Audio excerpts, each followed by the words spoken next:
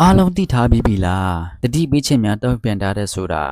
ဒီဇင်ဘာလ3ရက်နေ့မှ17ရက်နေ့ထိစူရဌာနီခရိုင်မြို့နယ်6ခုတွင်ပင်လယ်ရေမျက်နှာပြင်မြင့်တက်လာမည်ဖြစ်သောကြောင့်ပြည်သူများအားနီးကပ်စောင့်ကြည့်ရန်တတိပေးထားပါတယ်အချိန်ကာလကဒီဇင်ဘာလ3ရက်နေ့မှ17ရက်နေ့ထိပင်လယ်ရေမျက်နှာပြင်မြင့်တက်မှုသည်ပြန်မြင့်အဆင့်ထက်2.5မှ3.1မီတာထိမြင့်တက်လာဖို့တွေ့ရမှာဖြစ်ပါတယ်ဒီအခြေအနေသည်စူရဌာနီခရိုင်ရှိမြေနိမ့်ပိုင်းဒေသအများဖြစ်သောကြောင့်အောက်ပါမျိုးနယ်ကိုခုတွင်ပင်လယ်ရေမျက်နှာတက်မှုကိုဖြစ်ပေါ်စေမည်ဖြစ်သောကြောင့်ကျူးဂယုစိတ်ရန်နှုတ်ဆက်ထားပါတယ်ဒီခရိုင်ကိုခုကကြတော့တာချနာထိုင်ရန်တာချန်ဖုန်ဖိန်မွန်စူရဌာနီကချနာဒီဒွန်ဆတ်ကောဆမွေပေါ်ဖငန်တို့လည်းပါဝင်ပါတယ်ကင်ယူရန်တခြားနေထိုင်သူများသည့်ခြေနေကိုနီးကန်းဆောင်ကြည့်ရန်နှုတ်ဆက်ထားပါတယ်လိုင်းလေပြင်းထန်ချိန်တွင်ခီးသွားအပ်တယ်များရည်တဲမစင်းရန်တင်းကျန်းစွာတားမြစ်ထားတာကိုတွေ့ရပါတယ်လေသင်းပေါ်စားသည့်အဖြစ်တတိထားပြီးမောင်းနှင်းရန်နှုတ်ဆက်ထားပါတယ်ခြေနေပူဆိုးလာပါက